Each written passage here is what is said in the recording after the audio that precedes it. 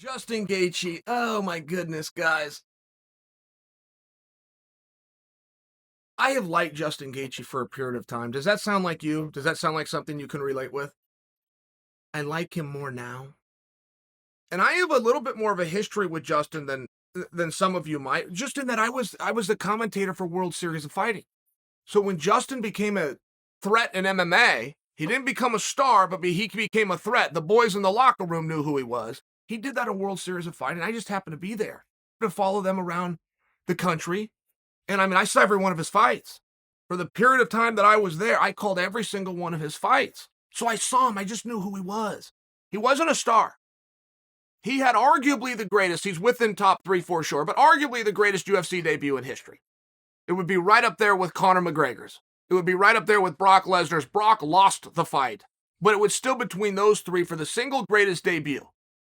He had such a great debut against Michael Johnson, he gets picked up for the Ultimate Fighter, which is the single greatest marketing vehicle in all of MMA, and always has been, and he gets brought into it with one fight in the family. I mean, my goodness, this guy, awesome.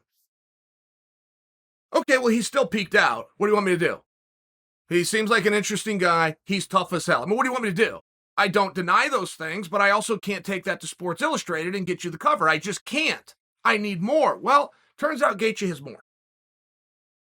Gaethje is like a wounded animal, which is he will fight if he's backed into a corner. Everybody has something that makes them tick. For some guys, it's money. For some guys, it's fame. With Justin Gaethje, if you put him in a corner, he is going to fight, and he has been put in a corner. I did not know this about him. I have liked him for a period of time. I have submitted for you for as far back as 3 years that any question that you have at 155, the right answer is Justin Gaethje. I got 55 pounders, and they're going to main event this. Gaethje. Oh, we got a title shot opportunity. We need a 55. Gaethje. I will submit for you for the last 3 years. He's the right question to anything that you have. I like him more. I like him more because he is in a fight with Islam Makhachev that at one point in time was simultaneous with a physical fight that he had to have with Chandler. He took them both on. And he took on anybody that got in his way. He is still having this fight, but he just pulled out a new move. Oh, Justin Gaethje, you son of a bitch. Oh, okay. Rewind 48 hours.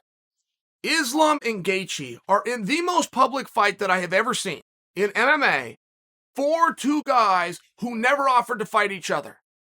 They have said everything in the world, but neither one stepped forward and say, put your toe on the line. I've just never seen that in MMA. Not to this extent. Not where two guys are talking about each other more.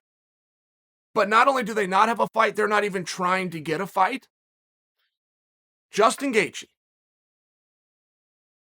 has now matched Islam Makhachev up with Benny Dariush. I thought the only way to solve this problem was that Justin or Islam go first. It's very important that you go first here and challenge the other one. And just assume he doesn't want to do it. He hasn't said he wants to do it. He's made his intention very clear. It don't have anything to do with me. He just wants to get in the line in front of me. That's what they were fighting about. Turned into a cat fight, but it was very real. Some of the most powerful names in this sport were weighing in on it. It was a very real fight that Justin was aware of and took on while having to fight Michael Chandler. I was so impressed. But the way to solve this is one of them has to call the other one's bluff. Hope that the organization sees it the way that you do, which is, no, I'm not looking for you guys to fight each other. I'm looking for one of you to fight the winner of Poirier-Oliveira. Get what you wanted while acting like you wanted something different. That's the way to solve it. Or you can do what Gaethje did, which is to match Islam up with Benny Dariush.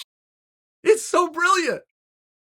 I'm so proud of him right now. This was such a good move. He did an interview. He said he's going to go on and fight the winner. He cut a promo on Oliveira. I apologize, on Poirier. Now, Gaethje's got to hedge his bet on who he thinks is going to win. Then he's got to go build interest in that fight. It's a risk, but it's the only way that can be done. He believes Poirier is going to win, so he cuts a promo on Poirier, which is one thing that Islam has not done. Islam's done a very good job on this fight, but he's only fighting Gaethje and only for perception. Gaethje is now taken another direction, which is Gaethje is building interest for himself versus who he believes is going to be his opponent, in this case, Poirier, and he made a match for Islam. Benny Dariush. Benny, God bless him, has no idea that this battle is going on. Benny's just a very sweet guy. He's a very nice guy. He puts his head down. He goes in the gym. I know him from a distance, but I know him very well from a distance. Like, people in his inner circle are in my inner circle, even though I'm right. That's who Benny is. And Benny's not going to mind. Benny's not been arguing for a title fight. A fight with Islam Makhachev would be a huge opportunity. That would be the one that he needs. Every fighter's looking for that one. I need that one. In Gaethje's case, it was Michael Chandler. That was the one. Benny needs the one. That would be it. Benny's not going to argue. Islam's going, I have a hard time getting in there with ranked guys, and maybe I overshot my coverage trying to go right for a world title. But boy, what's Benny ranked? Number 5 right now? It's a beautiful ranking. How are you going to argue? Number 3? My partner Ryan's in the back. He's telling number 3 is what Benny's ranked. Islam, a week couldn't get anybody ranked. Now, fight makes a lot of sense. Not for nothing, it makes a lot of sense. It's not what Islam wants. It's not what Dana and company have suggested. But Justin Gaethje did.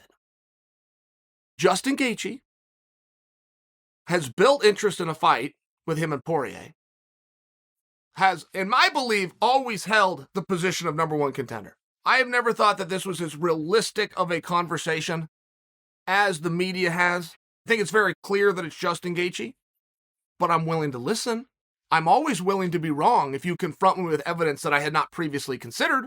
So I listened to this, but now Gaethje even has a match for Islam. And he took Benny off the board.